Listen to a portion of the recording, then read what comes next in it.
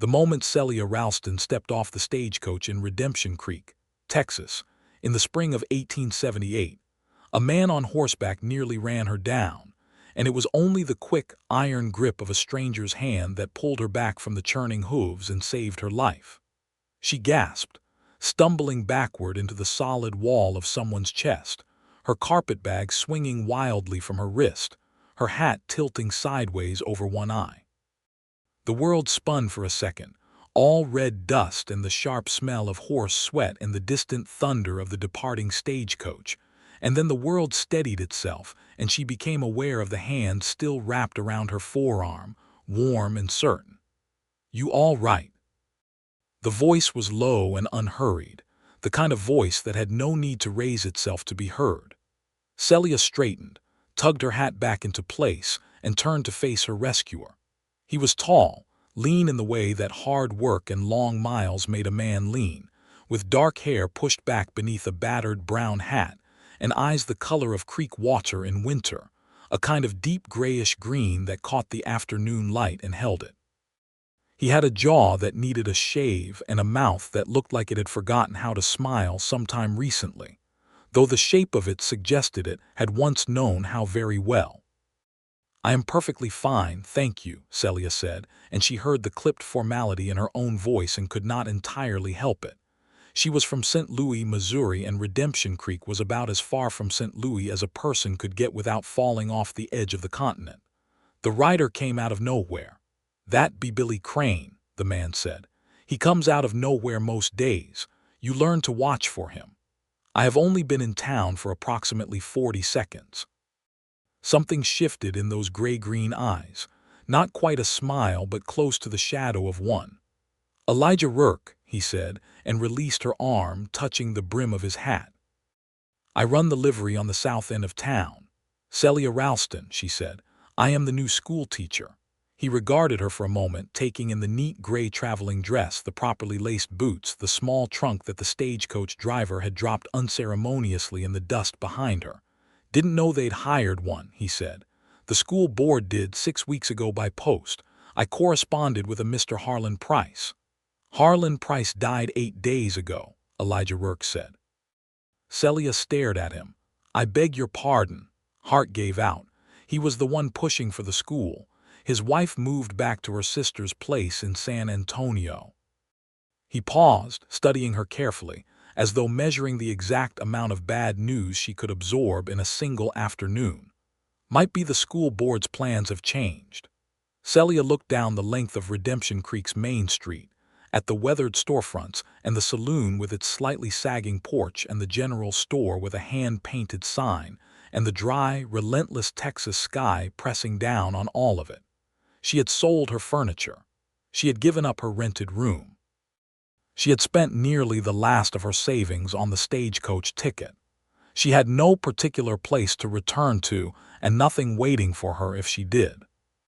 "Then I suppose," she said quietly, lifting her chin, "I will have to speak to whoever remains on the school board and make my case." Elijah Rourke looked at her for another moment. Then slowly he picked up her trunk by its rope handle and began walking down the street. "Board meetings Thursday evenings at the church," he said over his shoulder. "That's 2 days. You'll need somewhere to stay in the meantime. Mrs. Aldridge on Pecan Street rents a room. Tell her I sent you and she won't overcharge you too badly." Celia stood still for a moment, watching him carry her trunk as though it weighed nothing at all, his long stride easy and unhurried in the dust. Then she picked up her carpetbag and followed him, because there was really nothing else sensible to do. Redemption Creek was not a large town, but it was not a dying one either, which was more than could be said for a number of Texas settlements in those years after the cattle drives had begun shifting their routes northward.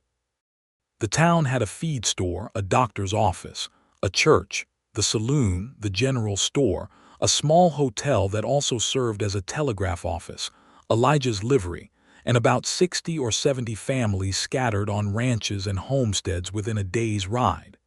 It sat on a creek that actually ran most of the year, which in that part of Texas made it practically a paradise. Mrs. Aldridge was a stout widow of about 50 who looked Celia up and down in the way of a woman who had seen a great many things come through her front door and found most of them wanting. When Celia mentioned Elijah Rourke's name, something softened very slightly in the woman's expression.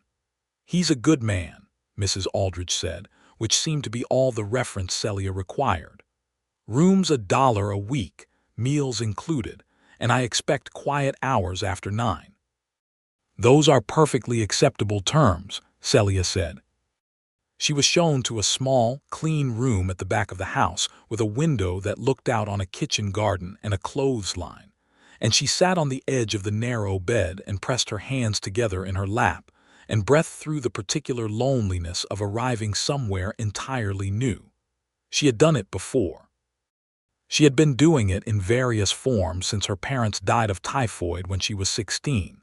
Since she had made her way through a series of relatives' homes and charitable arrangements to a teacher's college in Missouri, and then a posting in a one-room school outside of St. Louis.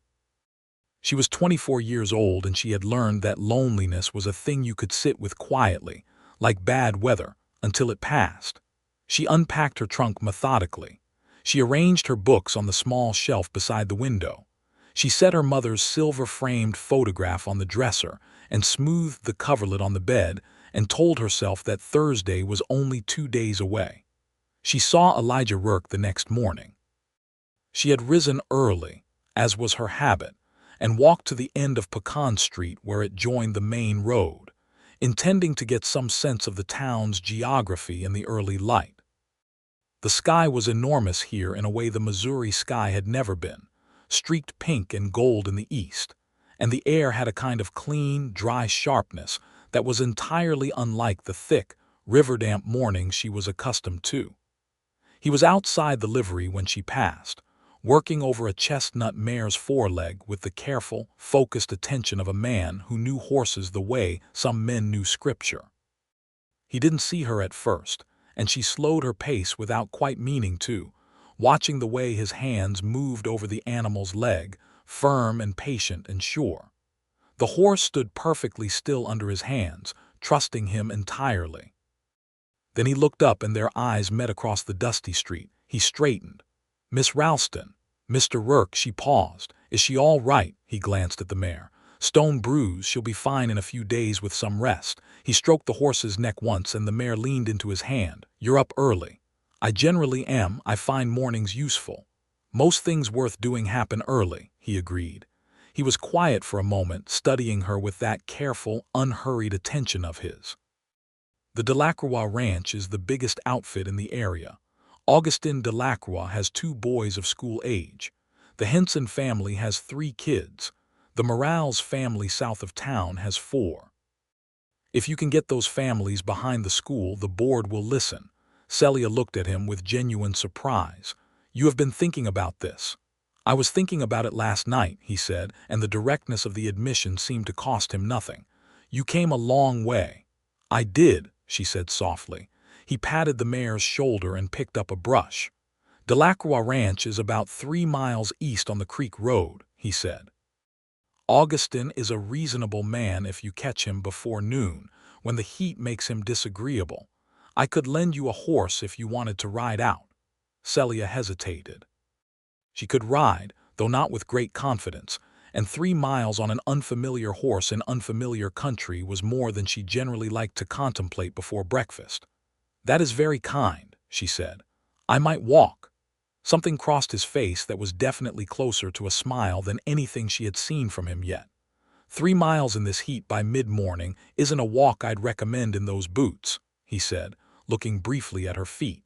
She looked down at her sensible but thoroughly city-made boots. She looked up at the cloudless sky, already brightening toward a heat that she could feel even at this hour. She looked back at him. "I can ride," she said, with perhaps slightly more confidence than was strictly warranted. "I know," he said. "I could see it in how you were watching me with the mare." She didn't quite know what to make of that, so she said nothing, and he went back to brushing the horse, and after a moment she continued her walk, turning the conversation over in her mind with a thoroughness that she found somewhat startling. "He had her horse ready after breakfast. A steady sorrel gelding named Chester who had a broad, gentle back and the disposition of a retired schoolteacher, which Celia felt was fitting. Elijah showed her how to adjust the stirrups and gave her a brief, matter-of-fact assessment of Chester's habits, of which there were very few, all mild. He held the bridle while she mounted, and when she settled into the saddle and gathered the reins, he looked up at her with that careful Winter Creek gaze and said, "Augustin Delacroix respects people who know what they want and say it plainly. Don't apologize for being a woman and don't apologize for being from Missouri." "I was not planning to apologize for either," Celia said. "Good," he said and stepped back, and she rode out onto the creek road. The Delacroix ranch was a handsome spread, set back from the road behind a gate of weathered cedar posts, the main house bigger than she had expected, whitewashed and shaded by live oaks. Augustin Delacroix met her on the porch, a heavy-set man in his 50s with a gray mustache and the deliberate manners of someone who had come from money, or who had worked very hard to appear as though he had.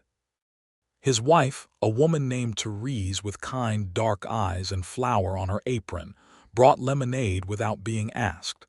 Celia made her case clearly and without ornamentation. She had her teaching certificate. She had 3 years of experience. She had a curriculum in mind that would serve both the children of ranchers and the children of farming families.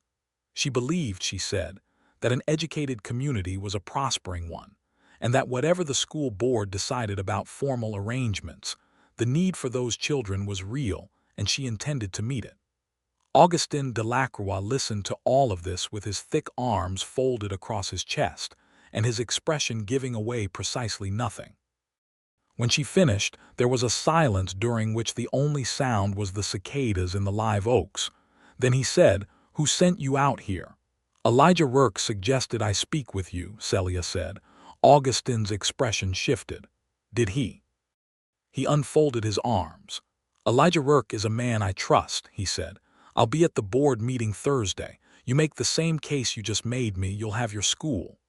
Therese Delacroix walked her back to Chester and patted the gelding's nose and said, with a warmth that felt entirely genuine, "It will be good to have a teacher here. My boys are wild things and they need something to put their minds to." She paused. "You've met Elijah?" "Briefly," Celia said. Therese smiled in a way that suggested she found this interesting. "He's been here 4 years," she said. "Came from somewhere in Kansas, though he doesn't speak of it much. He built that livery himself, board by board. He's a private man, but a good one." Celia rode back to town with the morning heat pressing down on her shoulders and the creek road stretching straight and rust-colored before her, and Therese Delacroix's words sitting in her mind with a quiet insistence she did not entirely understand. Thursday came with a sky full of fat white clouds and a mercifully cool breeze off the creek, and Celia walked to the church in her best dress, a deep blue wool that was rather too warm for Texas, but was the most authoritative garment she owned.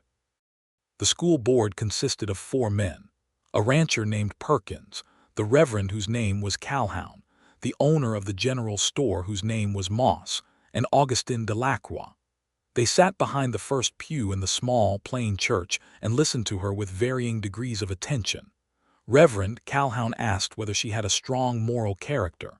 She said she had been raised Methodist and had very few vices of note.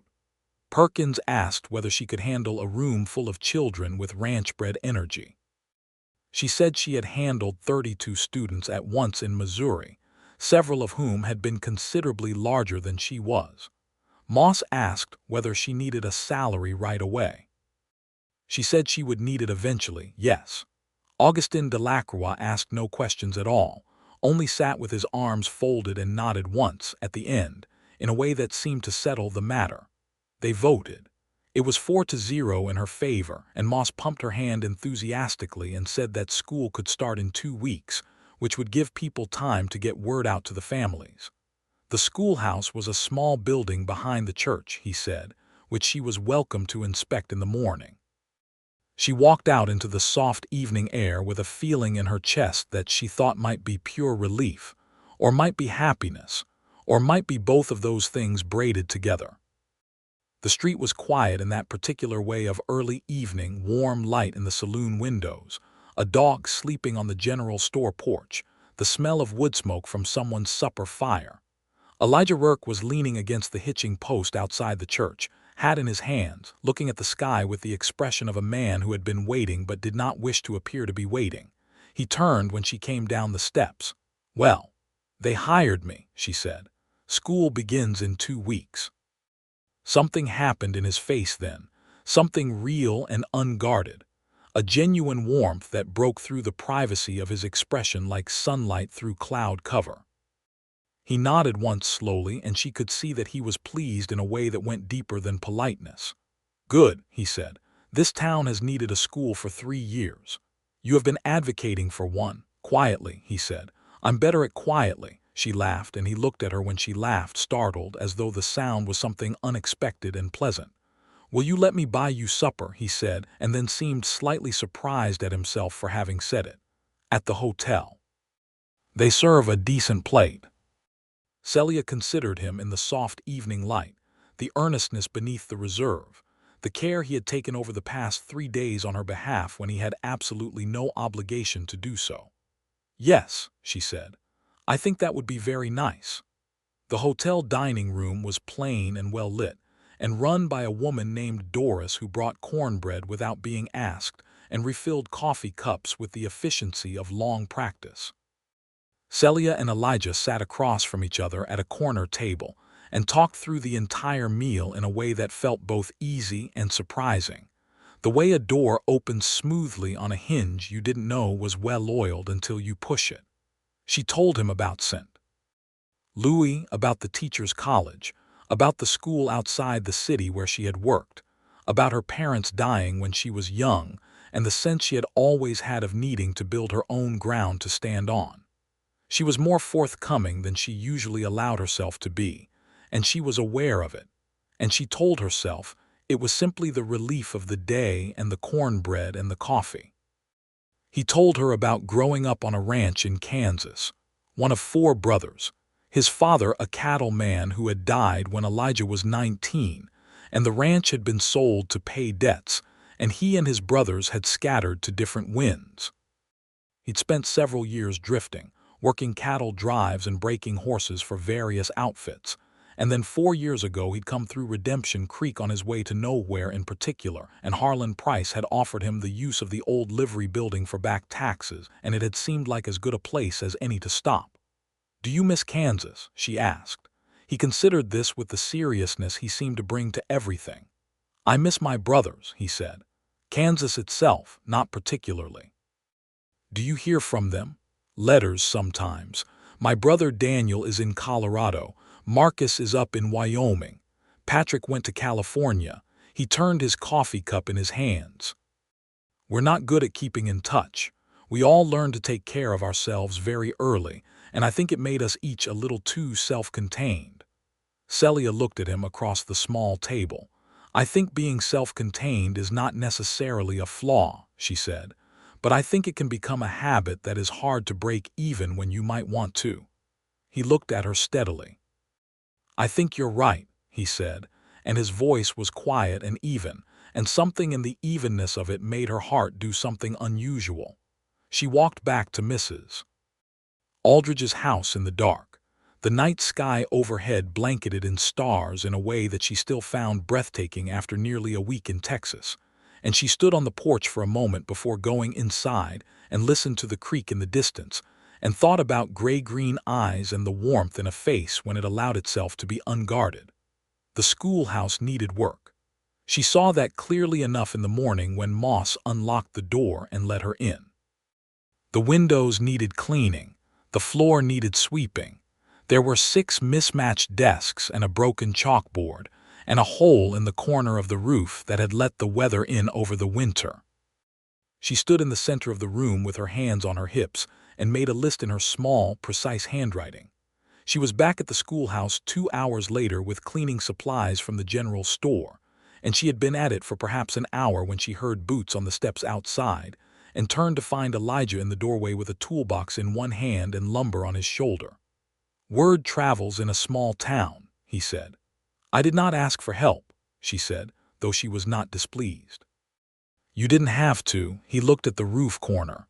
"That'll take me a couple of hours. The chalkboard can be fixed too if you've got the chalk." 3 other men came before noon, drawn by the same small-town current of information that brought help in communities where help was the currency people traded in. Tom Henson, whose 3 children would be attending, brought new hinges for the door. A Mexican man named Roberto Morales, whose family ran sheep south of town and whose 4 children had never had a formal day of schooling, came with whitewash and a broad brush and set about the walls with cheerful energy. Reverend Calhoun himself appeared with a decent chalkboard that had been sitting unused in the church storeroom. By evening, the schoolhouse was transformed. It smelled of whitewash and fresh-cut lumber and the particular sharp cleanliness of properly cleaned windows letting in the last light. Celia stood in the doorway and felt something so large in her chest that she could not immediately name it. Elijah came to stand beside her, sawdust on his shirt, a cut on his thumb that he had wrapped with a strip of cloth. "Better," he said. "Much better," she said. "Thank you, all of you." He looked at the room with the quiet satisfaction of a man who builds things rather than talks about building them. "Those kids deserve it," he said simply. They walked back into town together in the long golden light of late afternoon, not quite close enough to be conspicuous but closer than strict acquaintance required. And it felt natural in a way that Celia noticed, and then thought about carefully, and then told herself was merely the friendliness of small communities. The school opened on a Monday in mid-April, with 14 children ranging in age from 6 to 13. There was a girl named Abigail Henson who was terrifyingly bright and would have been bored out of her mind, had Celia not immediately given her an extra reader and a set of arithmetic problems that required genuine thought. There were the 2 Delacroix boys, Jules and Henry, who were exactly as wild as their mother had suggested, and whose energy Celia managed by directing it rather than opposing it. The Morales children, Rosa and Miguel and their 2 younger siblings, came the first day scrubbed shining and wide-eyed and trembling with eagerness, and Celia's heart ached for them with a tenderness that she kept firmly professional. She was good at this, she knew. Teaching was not something she merely did out of necessity. She genuinely loved the moment when a face changed, when something clicked behind the eyes and a child understood something for the first time, when the world opened up a little wider for someone. It was, she thought, the best kind of work. She would see Elijah in the mornings when she walked past the livery, and they had fallen into a habit, without quite discussing it, of exchanging a few words at that hour. He would tell her something about the town, she would tell him something about the school, and these small exchanges were, she became slowly aware, the part of her day she thought about most in the hours before and after them. One morning in late April she came past the livery to find him in conversation with a man she had not seen before, a lean, sharp-featured man on a gray horse whose air of aggressive confidence she disliked immediately without being able to fully explain why. She nodded to them both and walked on, and that evening she mentioned it casually to Mrs. Aldridge, who pressed her lips together in a way that was very expressive. "That be Court Dawes," Mrs. Aldridge said. "He has a small spread north of town. Not a ranch exactly, more of a," she searched for a word, "an operation." "What kind of operation?" "The kind that people don't ask too many questions about, Mrs. Aldridge said, which was about as specific as the older woman was going to be. Celia did not think much more about it until a Saturday afternoon in early May, when she was walking back from the Morales homestead, where she had been lending Rosa Morales some extra books, and she came around the bend in the creek road to find Court Dawes sitting on his gray horse directly in her path. He smiled at her, and the smile had the quality of something that had been practiced in a mirror. "Miss Ralston," he said. "I've been meaning to introduce myself properly. Court Dawes." He touched his hat. "I've been hearing good things about the school."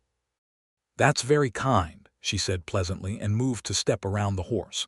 He shifted the horse sideways, not aggressively but enough to block her way. "I was hoping you might let me buy you supper sometime," he said. "A woman like yourself, new to town, it's good to know all the people of standing in the community." "I appreciate the thought," Celia said, keeping her voice entirely even. "I am quite busy with the school." "Surely a schoolteacher gets Sundays free." "I use Sundays for preparation," she said. "Excuse me." She stepped around the horse on the other side this time, firmly and without looking back, and walked the rest of the way to Mrs. Aldridge's house with her shoulders square and her pace unhurried, and only when she was inside and the door was shut did she allow herself to feel that the interaction had been unpleasant. She told Elijah about it the next morning, simply and factually, not to alarm him but because she had found herself wanting to tell him things. They were standing in the shade of the livery doorway, Chester the gelding drowsing behind them in his stall. Elijah's expression when she described Dawes' behavior did not change visibly, but something shifted behind his eyes. "He bother you again," he said very quietly. "You tell me." "I'm quite capable of managing," she said. "I know you are," he said. "Tell me anyway." She looked at him for a moment. "All right," she said. May moved into June and the Texas heat moved in with it, heavy and complete, pressing down on the town like a hand. Celia adapted as she generally did. She began school an hour earlier in the morning, so the children were done before the worst of the afternoon heat, and she moved a lesson outdoors under the live oaks behind the church when the schoolhouse became genuinely unbearable, which the children loved, and which meant that the geography lesson on river systems became a practical expedition to the creek. It was at the creek one afternoon, with 8 children wading and shouting in the shallows, while Celia sat on the bank making notes in her lesson book, that Elijah appeared on the opposite bank, leading 2 horses to water. He stopped when he saw them, and the children all shouted his name with an enthusiasm that suggested he was a regular and welcome figure in their lives. He waded the horses through the creek and the children swarmed him, and he accepted their attention with a patience and gentleness that she watched from her spot on the bank with a warmth gathering in her chest. Little Rosa Morales, who was 8 and had constituted herself as Celia's particular devotee, climbed onto the bank and sat beside her. "Mr. Rourke is good," Rosa said, with the directness of a child who has had no reason to learn diplomatic hedging. "Yes," Celia agreed, "he is." "He looks at you like my papa looks at my mama," Rosa said. Celia carefully kept her expression from doing anything that would be informative. "Pay attention to Jules Delacroix, please. He is about to put that frog in Abigail's hair." She managed to prevent the frog incident, and she managed to walk back to town with 14 damp, happy children and 2 horses and Elijah beside her on the dusty road, without allowing her expression to become anything more than pleasantly composed, which was a considerable achievement given the state of her internal weather.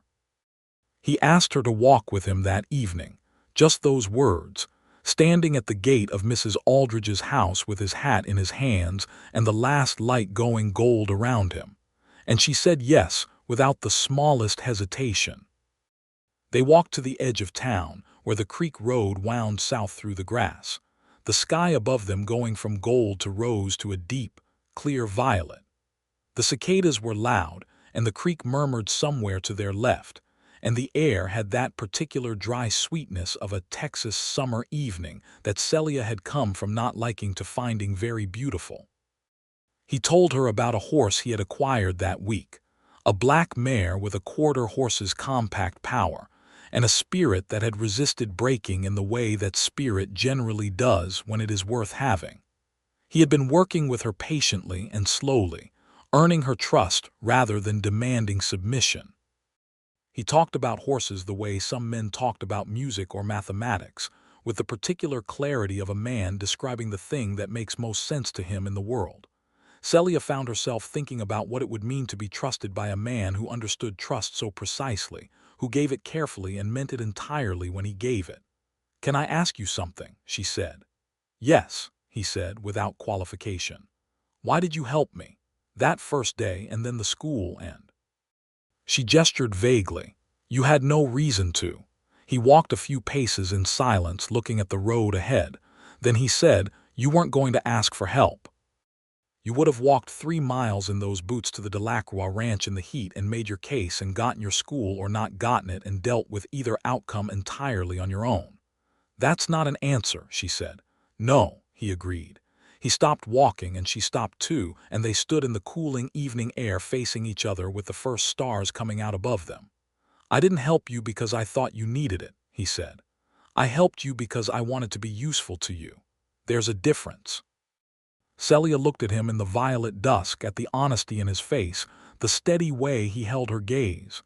"Yes," she said softly, "there is." He reached out and tucked a strand of hair that the evening breeze had loosened back behind her ear, a gesture so careful and deliberate that it could not be mistaken for anything accidental.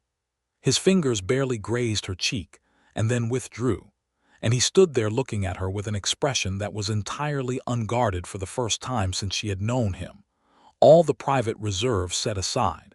And what was underneath, it was something very real and very still and very certain. "I think," he said, "that I have been waiting for something to make sense here for 4 years, and I think you might be it." The words settled over her like the evening air, warm and clean.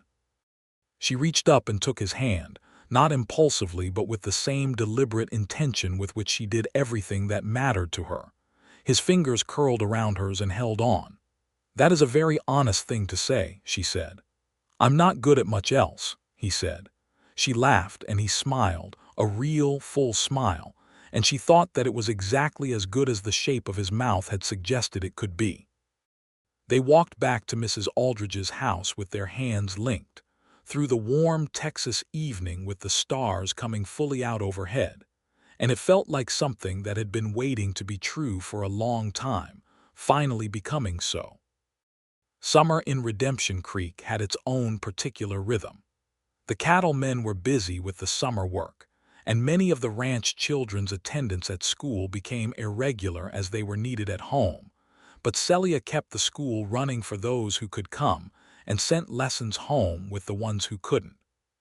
She visited the Morales homestead regularly and the Henson place and the Delacroix Ranch, and she was welcomed everywhere with the particular warmth of a community that has decided, somewhat collectively, that a person belongs. Her courtship with Elijah, if it could be called that, was quiet and gradual and entirely real. They walked together in the evenings when the heat broke. She brought him supper at the livery sometimes when she knew he had been working without stopping, and he would clear a place on the workbench, and they would eat together in the good smell of hay and horse and fresh sawdust. He taught her to ride properly, Chester replaced by the black mare he had gentled, who was named Nightfall and who regarded Celia initially with suspicion, and eventually with a grudging respect that Celia found entirely satisfying. He kissed her for the first time on a Sunday evening in July, standing in the dark outside the livery after she had walked over to return a book he had lent her, and they had talked for 2 hours about things that had nothing to do with the book. It was not a sudden thing. It was, like everything about him, deliberate and quiet and absolutely sure, and when it was done she stood with her forehead against his shoulder for a moment and felt the particular piece of something that is exactly right. "I should go in," she said, not moving. "Probably," he agreed, not moving either. She tilted her head back and looked at him, and they were both smiling, and it was the simplest, most complete thing. Trouble, when it came in the form of Court Dawes. There had been whispers through the summer about Dawes and his operation north of town, the kind of whispers that circulate in communities where everyone knows everyone and no one wants to be the first to say a thing outright. Cattle that had gone missing from the Perkins spread. A horse that had turned up in Dawes' corral with a brand that didn't quite look right, that Dawes explained away smoothly, and which there was no actual legal proof to dispute. The kind of slow, accumulated suspicion that builds in a place for a long time before anything is done about it, partly because the law in that part of Texas in 1878 was a ranger company 3 days' ride away, and a local sheriff who was aging and careful. Dawes had not approached Celia again directly after that afternoon on the creek road, but she had become aware, with the sharpened perceptiveness of someone who pays close attention, that he watched her. She would see him outside the saloon when she walked past, or at the edge of the market on Saturdays, and he would acknowledge her with a smile that she found increasingly cold. She mentioned this to Elijah, who listened without visible alarm but with the quality of attention that meant he was filing it carefully and completely. In late July, Tom Henson came to the livery in the early morning, and she happened to be there, having arrived with coffee and cornbread from Mrs. Aldridge's, because Elijah had mentioned the night before that he had an early start. Tom was agitated in the restrained way of men who have been raised to keep calm in difficult moments but have encountered something genuinely difficult. 3 of his cattle were gone. The fence on the north side of his pasture had been cut clean, not broken. "It's Dawes," Tom said. "It has to be. Everyone knows it." "Nobody can prove it." Elijah was quiet for a moment.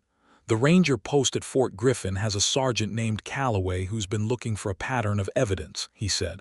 "I've been writing to him." Tom stared. "How long?" "Since May," Elijah said simply. "When things started going missing in a way that had a pattern, I didn't want to say anything before I knew if Calloway was interested." "Is he?" "He wrote back last week. He's coming through in about a month. He needs someone willing to testify to what they've seen and what they know." Tom Henson squared his jaw in the way of a man who has made a decision. "Tell him to come," he said. Celia walked home that morning thinking about the letter Elijah had been writing since May.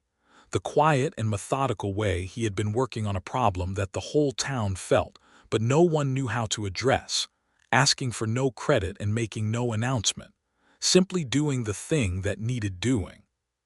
She sat at her desk in the little room at Mrs. Aldridge's and wrote a letter of her own to her friend Margaret in St. Louis. And in it, she said, without quite using those particular words, that she had found a man whose way of being in the world she entirely trusted and admired, and that she thought this was probably the important thing. August was hot and golden and full. The school settled into its rhythm, and she had added 2 new students in the Beaumont children, who had come with their family to a homestead east of town.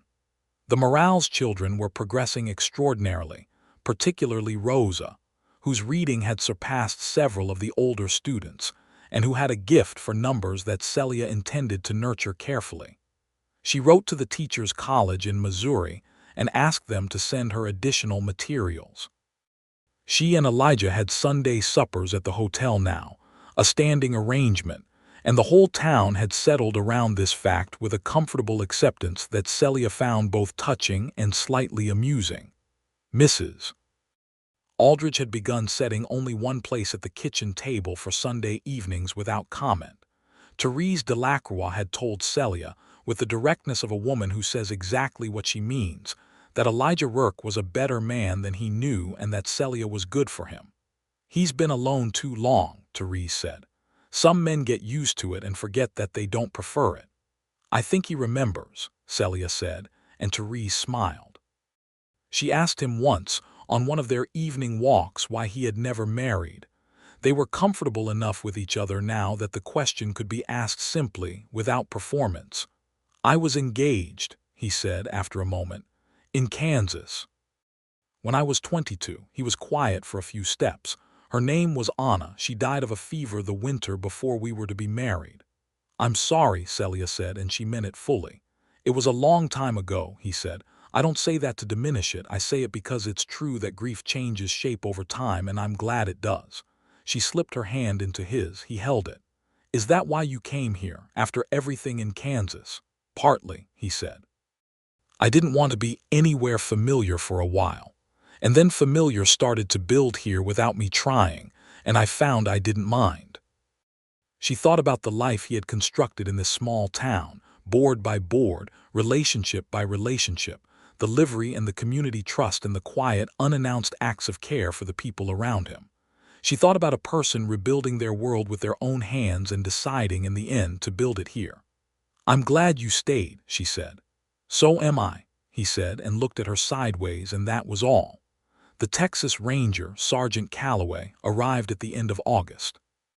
He was a compact, weathered man of about 40, with the reputation of the Rangers preceding him and the competence of an experienced investigator behind his eyes. He met with Elijah privately, and then with Tom Henson, and then with Augustin Delacroix, who had losses of his own to report from earlier in the spring that he had attributed to strays but now, in light of everything, reconsidered. Celia knew all of this through Elijah, who told her things plainly, and without making her feel excluded from the business of the world in the way that many men of her acquaintance assumed women should be. He told her because she asked, and because he did not believe in keeping things from the people he trusted. "Calloway thinks he can put together a case," Elijah said one evening. "There's a holding pen about 15 miles north of here, in the canyon country. He thinks Dawes has been running cattle through there before moving them on.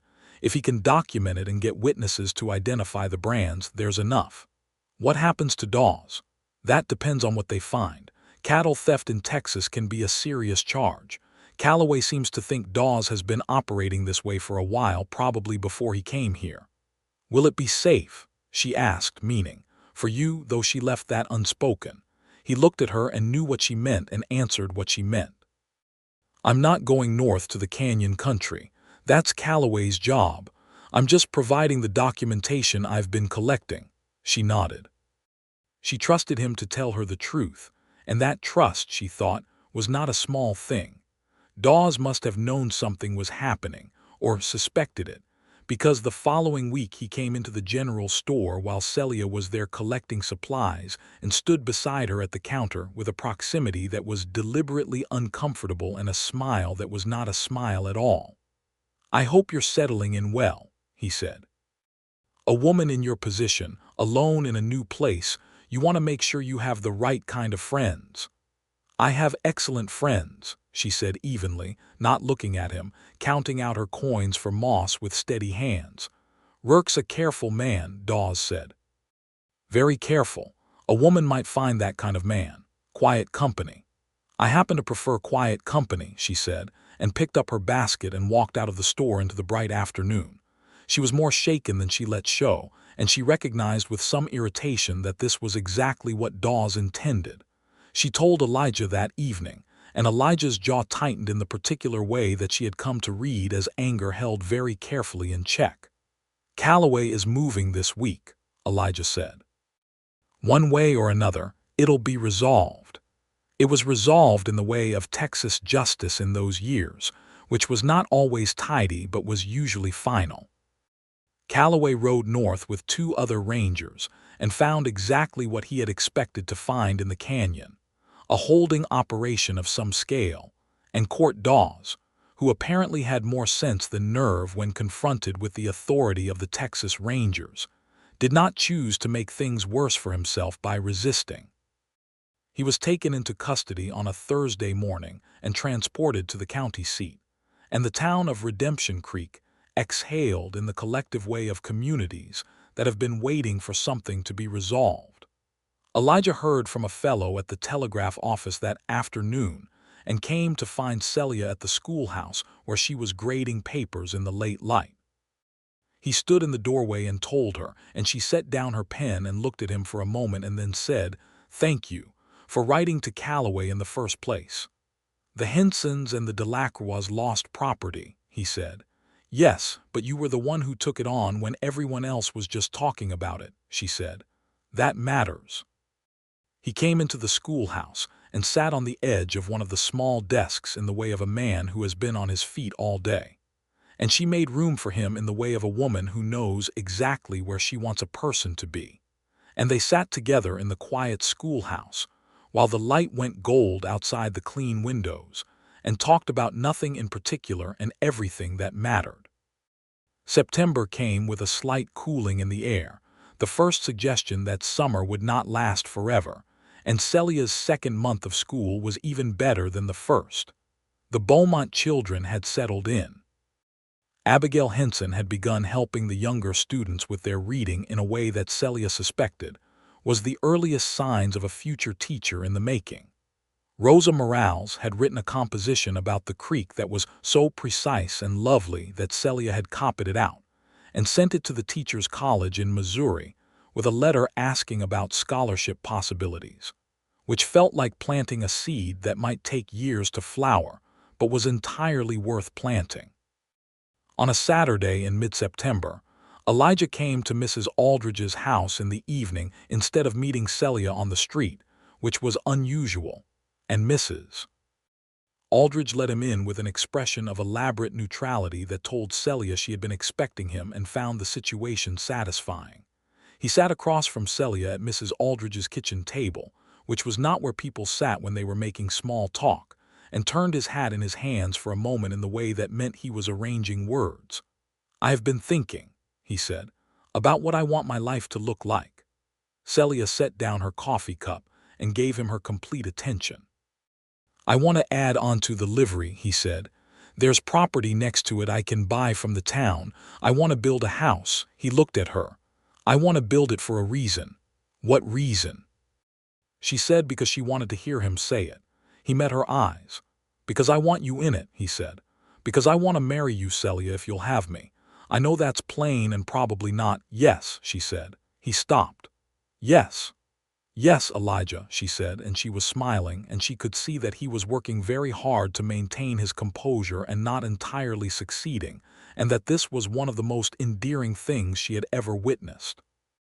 "You are the most straightforward and trustworthy person I have encountered in my entire life, and I have been in love with you for quite some time, and I would very much like to live in a house you have built." He reached across the table and took both her hands, and he looked at her with an expression so full and unguarded that she thought she would keep the memory of it for the rest of her life. "All right," he said, very quietly, as though saying it too loud might change something. "All right." Mrs. Aldridge appeared in the kitchen doorway at this point with a fresh pot of coffee and the expression of a woman who has been entirely correct in her expectations and is taking profound private satisfaction in this. "Well then," she said, and poured the coffee, and that was all. The engagement was known in Redemption Creek by the following morning in the complete and absolute way of small-town information, which is to say that everyone knew and no one was surprised, and a significant portion of the community appeared to consider themselves personally responsible for it in some vague and comfortable way. Therese Delacroix appeared at the schoolhouse with a tin of cookies. Reverend Calhoun said he was available whenever they wished to set a date. Tom Henson shook Elijah's hand for a long time without saying anything, which appeared to communicate everything that needed communicating. Celia wrote to Margaret in St. Louis and to her aunt in Springfield, who was the closest thing to a family member she had remaining, and the letters she received back were warm and pleased, and she was glad to have sent them. October was beautiful in that part of Texas. The sky scrubbed deep blue and the air clean and cool, and the pecan trees along the creek going yellow gold, dropping their nuts, so that the children came to school with their pockets full of them, and spent recesses cracking them on rocks with a dedication that Celia found slightly more productive than most of their other recreational activities. She started an arithmetic lesson based on counting pecans, and the class treated this with the seriousness that all lessons about things they cared about received. The wedding was set for November, giving them 6 weeks to prepare and giving Elijah time to begin laying the foundation of the house beside the livery. She went out in the evenings sometimes to watch him work, and occasionally held a board while he nailed it or helped mix mortar with a stick in the way he showed her. And she found this deeply satisfying in a way she had not expected, the physical reality of something being built that was meant for her. He was building a real house, not a cabin. 2 rooms to begin with, solid and carefully framed, with windows facing east and south for the light and a proper stone fireplace against the Texas winter and a porch across the front because, he said, a house needs a porch. "You've thought about this," she said one evening, watching him check a level against the framing. "I've been thinking about it since July," he said. "July," she repeated. "That was 2 months before you asked me." I wanted to be sure I was building the right thing before I asked," he said, perfectly seriously. She looked at him for a moment and then laughed, and he smiled, and she thought that this was the essential quality of him, this profound, unhurried certainty about things, and that she had never in her life encountered it in another person, and that she was very glad to be about to spend the rest of her life in the company of it. Her aunt arrived from Springfield in late October, a small, brisk woman named Louise who had her mother's eyes and her own very decided opinions about everything. She approved of Elijah after 10 minutes of conversation, which she communicated to Celia privately by saying, "He listens when you talk and he means what he says. That's rarer than it ought to be." She approved of the school and of Redemption Creek and of the house under construction, and she was somewhat less approving of Mrs. Aldridge's room, which she described as adequate, meaning she had seen worse but preferred not to. Aunt Louise stayed at the hotel, which she found perfectly acceptable, and she spent a week in Redemption Creek during which she taught Celia how to make her mother's apple cake from memory, and won 40 cents from Augustin Delacroix at Checkers, and told Reverend Calhoun that his sermon was well-intentioned if somewhat lengthy, which the Reverend received with more good humor than might have been expected. The wedding was on a Saturday in early November in the small church, with the whole town in attendance in the way of small towns where weddings are community occasions. The Morales family came in their best clothes, the children scrubbed and earnest.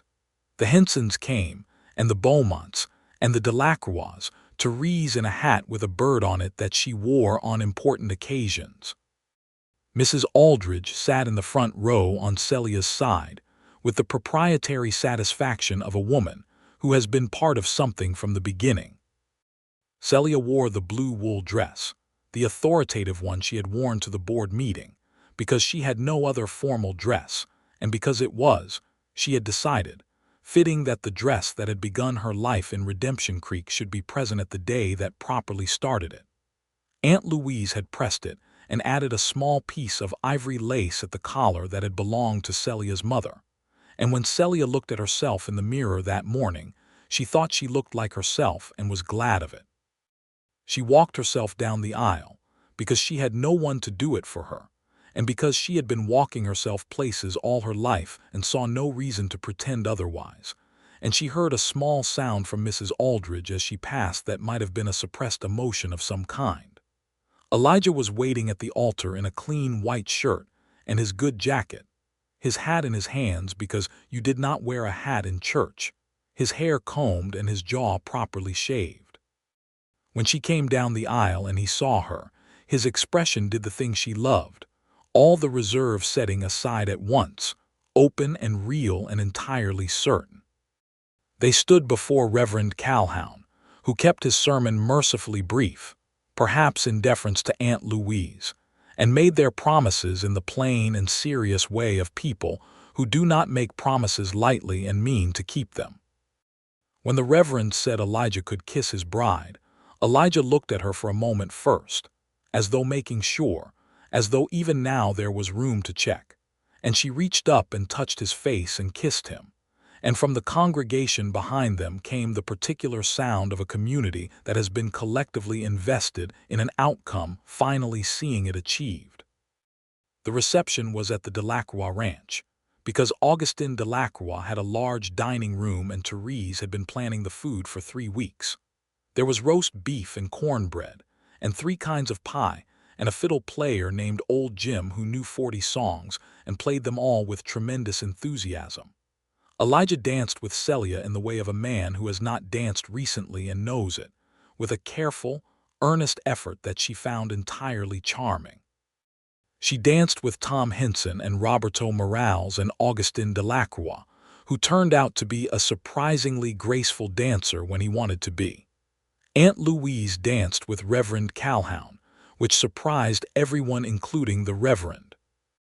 Rosa Morales fell asleep in a chair in the corner with a piece of pie still in her hand, and had to be carried out by her father, which was the most peaceful thing Celia had ever seen.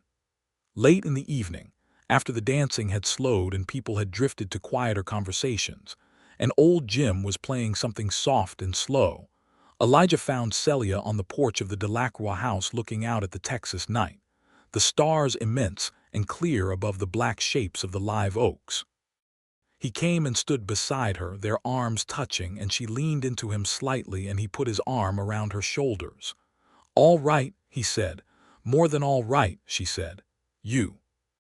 "Yes," he said, and the simplicity of it was exactly right.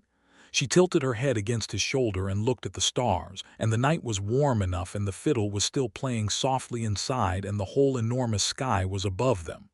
"I have been thinking," she said, "about what I want my life to look like." He was quiet for a moment and then he made a sound that was unmistakably a laugh. "And," he said, "this," she said, "quite specifically this." He pressed his lips to the top of her head, and that was all, and it was entirely enough. They moved into the house 3 days after the wedding.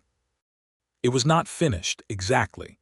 It still needed finishing work in the back room, and the porch railing was not yet complete, but it was structurally sound and warm and their own.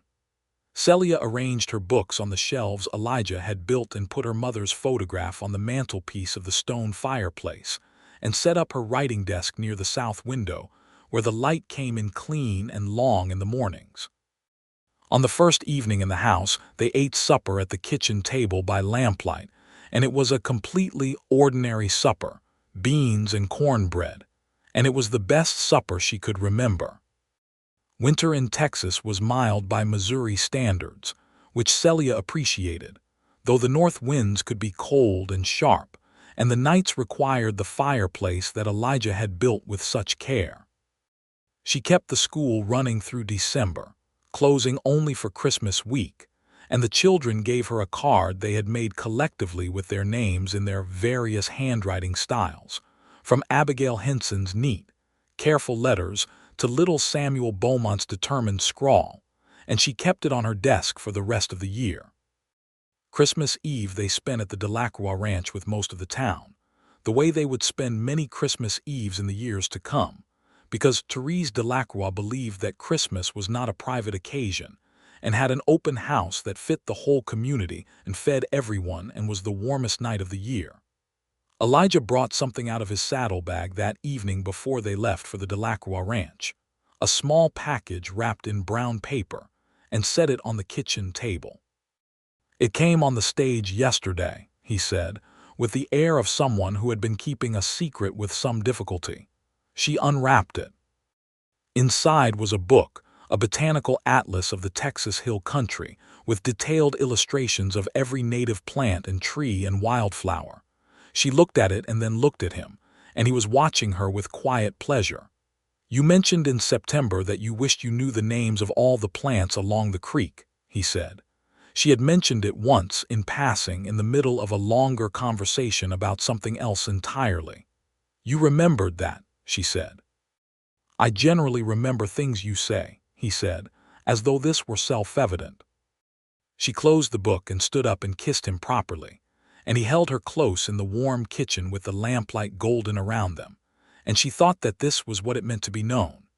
January brought a cold snap that was unusual for the area, a week of hard, sharp freezing that sent the creek ice over and kept the children home from school, and kept Elijah in the livery around the clock, keeping the animals warm and tending to a mare who chose the coldest night of the year to foal. Celia brought food and helped when he let her, which was not always, and spent one memorable night sitting in the hay with him waiting for the foal to arrive, warm blankets around her shoulders, and a lantern making a small gold circle of light in the dark. The foal was a gray colt, born in the small hours, who struggled to his legs with the determined uncertainty of all newborn things, and then found them and stood in the lamplight blinking. Elijah sat back in the hay and looked at him with an expression of pure, uncomplicated satisfaction, and then looked at Celia, who was watching him watching the foal, and their eyes met across the warm, hay-smelling dark, and something passed between them that was wordless and complete. "I want to call him January," Elijah said. "I think that's exactly right," she said. By February, she knew she was pregnant, and she told him on a Sunday morning, quietly, sitting across the breakfast table from him in the kitchen, with the winter light coming in through the south window. He went very still in the way he did when something mattered very much.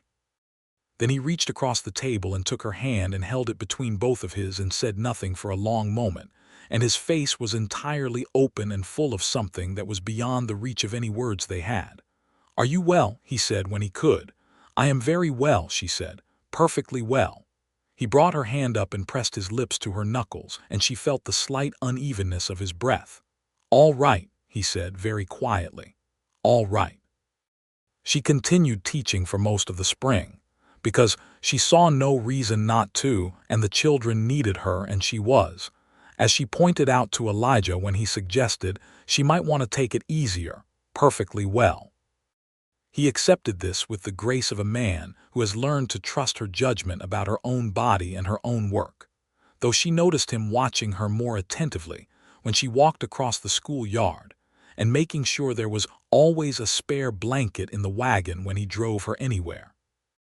April was warm and green and everything was flowering, the bluebonnets out along the creek road in their brief, extravagant season of blue, and Celia rode nightfall slowly through them one afternoon and felt so purely happy that it was almost disorienting. This fullness, this rightness, as though she had been arranging herself toward this exact point her whole life without knowing it.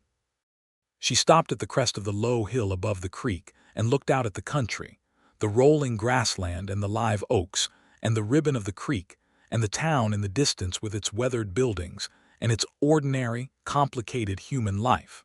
Somewhere down there Elijah was working. The children would be at their supper tables.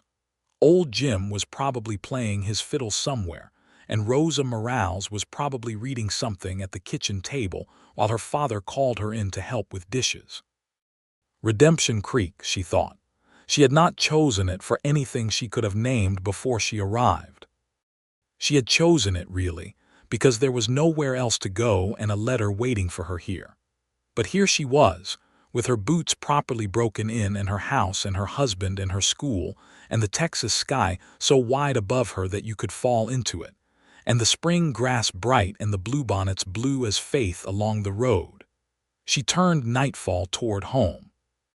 The baby came in August, during the hottest week of the summer, which Celia later said was entirely characteristic of him, because he showed a preference from the beginning for the most dramatic option available.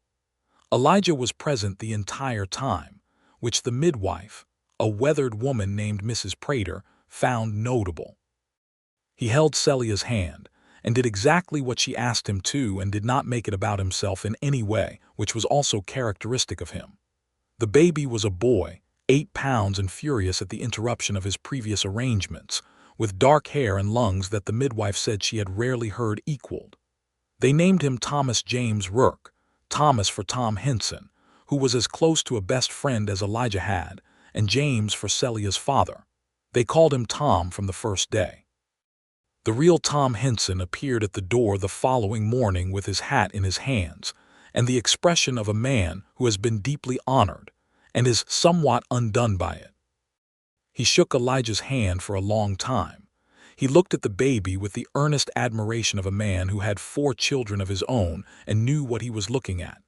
He said to Celia, "Ma'am, I am very proud," and his voice was somewhat unsteady, and she was very glad. Tom Henson's Tom and Rosa Morales both appeared to regard baby Tom as a personal responsibility. Rosa at 10 was extremely competent and took the responsibility seriously, sitting with him when Celia needed both hands and reading to him in both Spanish and English, with the assured belief of a child who has been told that all learning is valuable, that this would be excellent for his development. Celia went back to school when Tom was 6 weeks old. Mrs. Aldridge, who had become something very close to a grandmother figure in the boy's life without anyone formally arranging it, kept him in the mornings. The school had grown to 19 students by that fall, including 3 new families who had come to the area over the summer, and Celia had written to the school board requesting a second teacher be considered for the following year. Elijah finished the porch railing in September, which he had left incomplete since their first winter, partly because the spring foaling season had kept him busy, and partly because other things had taken precedence. He finished it on a Sunday afternoon while Tom slept in a basket on the porch beside him, the baby making the small, absorbed sounds of sleep, and Celia sat in the porch chair with her lesson book and looked up periodically to watch her husband work in the afternoon light with his son sleeping beside him, and thought that she would put this in her memory and keep it there very carefully for the rest of her life. "The railing is finished," Elijah said, running his hand along the smooth wood. "Only about 11 months late," she said, without looking up from her lesson book. "I've been busy," he said.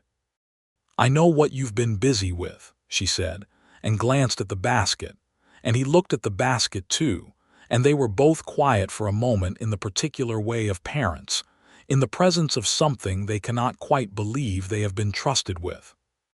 The second year of their marriage settled into its fullness and depth the way good things do, with a richness that came from being known, from the accumulated particular knowledge of a person that is the real intimacy, not the early brightness of new feeling, but the deep, steady light of someone you have learned all the way through. She knew that he was not himself before his first cup of coffee in the morning. He knew that she needed an hour alone with her books on Sunday evenings to be fully present the rest of the week. She knew that he carried things silently for too long and needed her to ask directly before he would tell her when something was troubling him. He knew that she was harder on herself than on anyone else and had a habit of cataloging her failures more thoroughly than her successes, and needed sometimes to be reminded of what she had built. They were not always in perfect accord. He was, occasionally, too private about things that affected them both, choosing to work through concerns alone before bringing them to her when she would have preferred to work through them together. She was, occasionally, too certain of her own analysis and needed to be slower to conclusions. These things they navigated, imperfectly and honestly, with the good faith of people who have decided that the relationship is more important than being right. In the spring of the following year, a letter came from Elijah's brother Daniel in Colorado. The letter was the longest Daniel had written in 4 years and contained, along with news of Daniel's own life in the mining country, a kind of quiet reckoning with the distance that had grown among the brothers since their father's death and the selling of the ranch. He said he thought it was time they stopped drifting past each other at a distance and found their way back to something that resembled family. Elijah sat at the kitchen table for a long time with the letter, and when Celia asked what it said, he gave it to her and let her read it, which meant he had already decided something. "You should write back," she said. "I was going to," he said. "You should say yes to whatever he's suggesting," she said. "About family." He looked at her. "He's not close." "Colorado is Colorado. Letters are not nothing," she said. "You know that." He did. He wrote the letter that evening, and in it he told Daniel about the school and Redemption Creek and Celia and Tom with a thoroughness and warmth that she saw over his shoulder, and that told her, clearly, how much was in him that rarely got said. He sent the letter on the next stage north, and Daniel wrote back within 3 weeks, and a correspondence began that continued without interruption for the rest of their lives. Marcus in Wyoming wrote the following month, apparently having heard from Daniel that Elijah had found his people and a place, and Patrick in California sent a telegram, which was very Patrick, short and to the point and affectionate in its brevity. Elijah received all of this with the carefully controlled happiness of a man who has learned to want things quietly so that it hurts less if they don't come, and who is finding slowly that they are coming.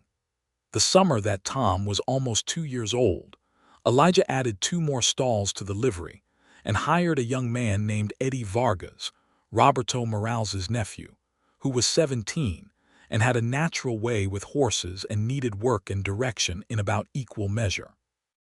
Eddie turned out to be excellent with the horses and enthusiastic about every aspect of the livery operation, and somewhat less excellent at keeping the business accounts, which was where Celia stepped in, doing the livery books on Sunday evenings alongside her lesson planning. a fact that Elijah protested once, and then stopped protesting when he saw that she found it straightforwardly satisfying to do. Rosa Morales, at 11 now, had taken on more advanced work than Celia's curriculum strictly required, and Celia had been corresponding steadily with the Teachers' College in Missouri about scholarship possibilities. The college had expressed genuine interest in Rosa's compositions and her arithmetic work.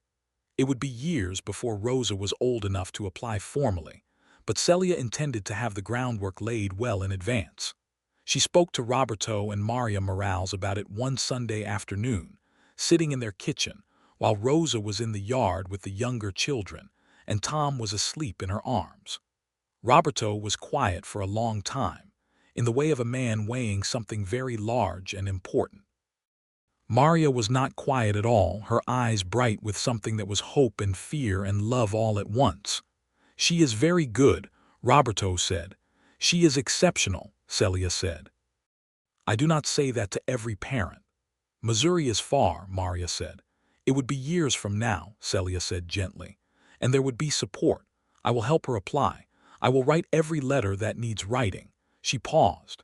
"She has a gift that deserves room to grow." Roberto looked at Maria, and Maria looked at Roberto, and they had one of those conversations that long-time couples have that consists entirely of a shared glance and a slight shift in breathing and results in a decision. "We will think on it," Roberto said, "and we thank you." She walked home in the long afternoon light with Tom on her hip and Elijah beside her, who had come with the wagon to collect them, and she told him about the conversation as they drove home along the creek road. "You'll find a way," he said. "I might need your help with some of the correspondence. My Spanish is still not good enough." "Mine is better than it was," he said. He had been learning, quietly and steadily, because more than a third of the families his livery served spoke Spanish, and he had decided 2 years ago that it was respectful to be able to communicate with them in their own language. This was so characteristic of him that she had felt a rush of love for him the first time she heard him attempt it, haltingly, with Roberto Morales. Tom, from his position on Celia's lap in the wagon, reached up and grabbed a fistful of his father's sleeve, and said something in the authoritative, largely incomprehensible language of toddlers. Elijah looked at him with the expression he always had for this boy, this particular child, a tenderness so deep it was almost reverence. "Yes," he said to Tom gravely. "Exactly." Tom appeared satisfied and returned to studying the passing scenery with the absolute focused attention of a 2-year-old who has decided that fence posts are interesting. By the time Tom was 3, Celia was pregnant again, which was something they had both hoped for and which happened in the easy, natural way of things that are simply part of the life you are living. She was, she noted, considerably less nervous about it the second time, which she thought was probably one of the benefits of doing anything more than once. The second baby was a girl, born on a Thursday evening in April with much less drama than her brother had brought to the occasion, arriving quietly and looking around with an expression of calm, focused intelligence that Celia recognized immediately. They named her Louise Anna Rourke, Louise for Celia's aunt, who received a telegram about this and sent back one that was unusually long for telegrams and entirely emotional, and Anna for the woman Elijah had loved and lost when he was 22, which was Celia's idea, because she believed that love did not diminish by being acknowledged, and that the capacity to have loved someone was worth honoring. Elijah, when she suggested this name, had looked at her with the open, unguarded expression she knew best from him, the one he reserved for moments of genuine depth. "You don't have to do that," he said. "I know," she said. "I want to." He held her face in both hands and kissed her with a gentleness that was very specific and very real, and that said more than any available words. Louise Anna arrived into a household that had settled into a particular richness of life, a good life in the genuine sense, built from work and love and community, and the accumulated small choices of people who had decided what mattered and organized themselves accordingly. The house had been expanded in the second year of their marriage. A bedroom added and the kitchen enlarged, and the porch had become the most used room in the house in the manner of porches in warm climates. The place where the evening was spent and neighbors were received, and conversations happened that wouldn't happen anywhere else. Tom at 3 was an earnest, curious child who loved horses with the particular intensity that made his father nod with recognition, and already demonstrated the careful, attentive quality of someone who will listen before he speaks. Little Louise was too young to be anything specific yet, but she regarded the world from Celia's arms with a thoroughness that suggested she was taking extensive notes. On a Sunday evening in the fall, with Tom asleep inside, and Louise fed and drowsing in her basket, and the evening air cool, and full of the smell of the pecan trees releasing their nuts, and the creek running audibly in the quiet, Celia and Elijah sat together on the finished porch in the particular comfortable nearness of people who have been close long enough that proximity is simply the natural state of things. She was marking papers, a habit she could not break even on Sunday evenings, and he was reading the newspaper that came with the stage, and the lamplight came through the window and made a warm square of light on the porch boards, and the stars were out. "Elijah," she said, "I am very happy." He put down the newspaper and looked at her in the lamplight, and his expression was everything she had learned to read as his deepest self, quiet and certain and real. "So am I," he said. She set down her papers and moved closer to him on the bench, and he put his arm around her and she leaned against his shoulder in the cool autumn evening, and the creek ran, and the stars went on overhead in their enormous, indifferent, beautiful way, and the town of Redemption Creek settled around them into the particular silence of a place where most things are, on the whole, all right. The years moved the way good years do, with an almost surprising speed that she could only understand looking back, each season with its particular quality of light and its particular events. The school growing, the children growing, Tom and Louise growing in the way of children who are loved and known, who have the deep security of a home that is a real one.